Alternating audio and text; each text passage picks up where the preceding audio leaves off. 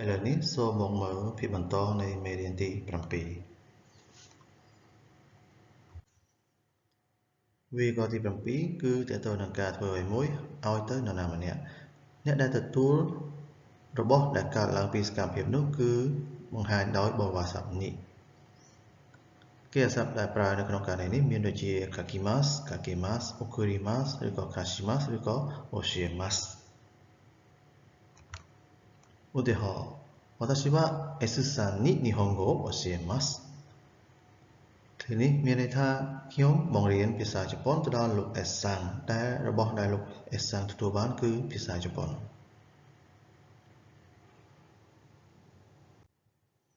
ឥឡូវនេះសូមមកមើលលំហាត់អនុវត្ត B3 ទាំងអស់គ្នា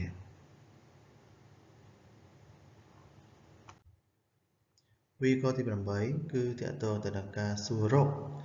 នរណាម្នាក់ដែលទទួលអ្វីមួយពីសកម្មភាពណាមួយអញ្ចឹងករណីនេះគឺយើងប្រើដូចវាក៏មុនដែរនរណាម្នាក់គឺយើងប្រើ dare ហើយបរិយាស័ព្ទដែលត្រូវប្រើក្នុងពេលនេះគឺនេះហើយគេអាស័ព្ទដែលយើងប្រើប្រាស់មានដូចជា agemasu, kakimasu, kakemasu, okurimasu, kashimasu ឬក៏ oshiemasu ជាដើម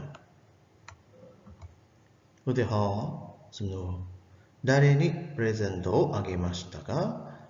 ឃ្លានេះមានន័យថាតើអ្នកបានឲ្យអំណោយទៅនរណាគេដែរអញ្ចឹងអ្នកដែលទទួលអំណោយហ្នឹងគឺតើជានរណាដែរអញ្ចឹងគឺចម្លើយ Tomodachi ni agemashita អញ្ចឹងករណីនេះគឺបានឲ្យទៅមិត្តភ័ក្តិអញ្ចឹងមិត្តភ័ក្តិគឺជាអ្នកដែលបានទទួលអំណោយហើយក្នុងករណីនេះមិត្តភ័ក្តិហ្នឹងគឺបង្ហាញដោយបរិយាស័ព្ទនេះ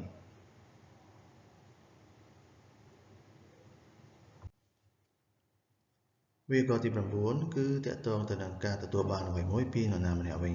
ករណីនេះអ្នកដែលទទួលគឺបង្ហាញដោយបរិយាស័ព្ទ wa អ្នកដែលបានឲ្យគឺបង្ហាញដោយបរិយាស័ព្ទនេះហើយរបស់ដែលទទួលគឺបង្ហាញដោយបរិយាស័ព្ទ o ឧទាហរណ៍私は友達に時計をもらいました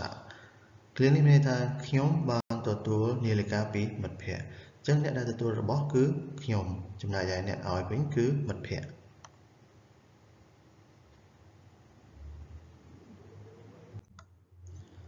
បន្ទាប់ពីមើលវេយ្យាករណ៍ខាងលើរួចសូមធ្វើលំហាត់អនុវត្ត A5 ទាំងអស់គ្នា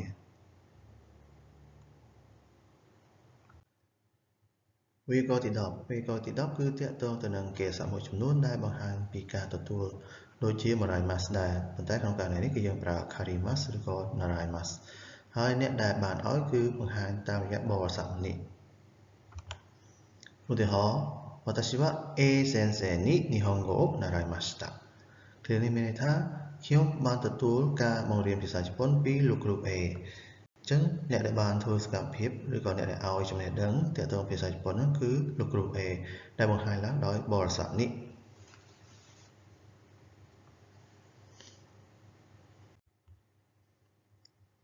ឥឡូវនេះសូមមកមើលលំហាត់អនុវត្ត B4 ទាំងអស់គ្នា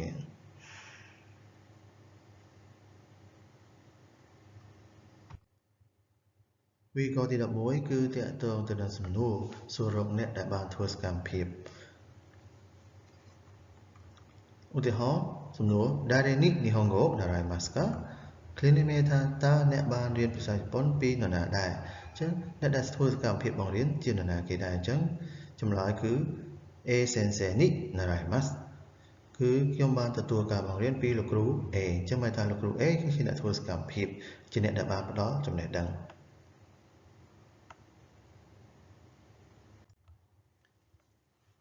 ឥឡូវនេះសូមមកធ្វើលំហាត់អនុវត្ត B5 ហើយនិង B6 សាកល្បងទាំងអស់គ្នា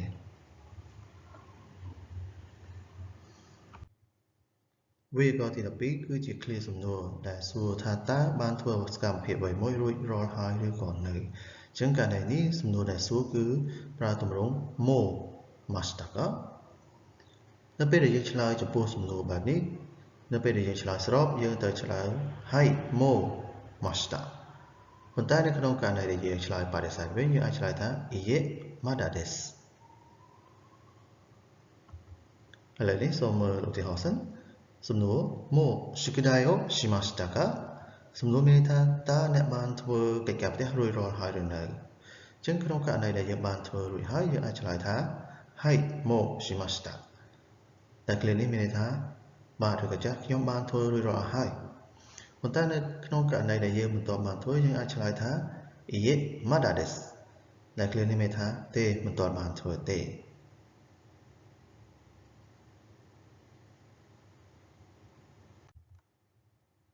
ឡូវនេះសូមធ្វើលំហាត់អនុវត្ត A6 និង B7 ទាំងអស់គ្នា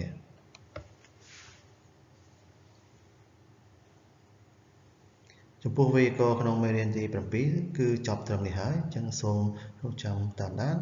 វេយ្យាករណ៍មេរៀនទី8ទាំងអស់គ្នាសូមអរគុណ